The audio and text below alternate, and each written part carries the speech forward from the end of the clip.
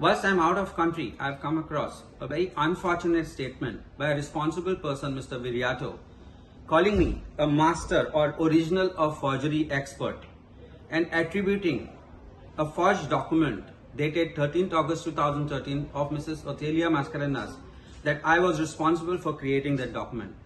Mr. Viriato, you call yourself captain, then you should have done some study of facts and documents before you made some rash, negligent, false and malicious statements against me, as it affects my personal life and my life as my career as a professional for last 24 years.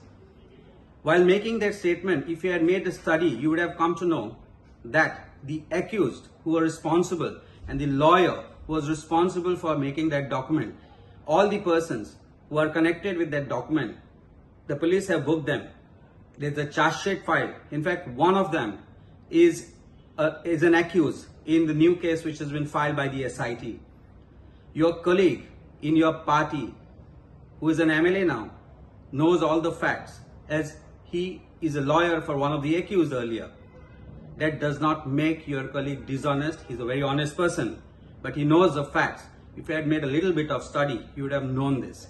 Before making such rash statements, you as a captain that you call yourself, you should have been very careful and make at least some study about it.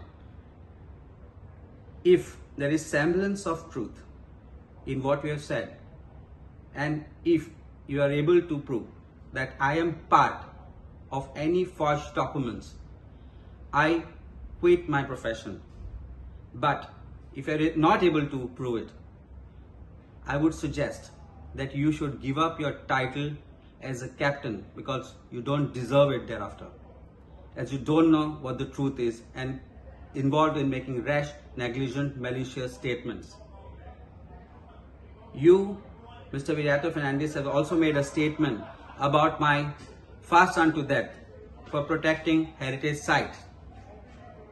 I must tell you what I have gone through, what I have done for the same.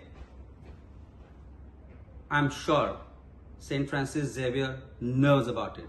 I seek his blessings for you, because that would help you speak the truth.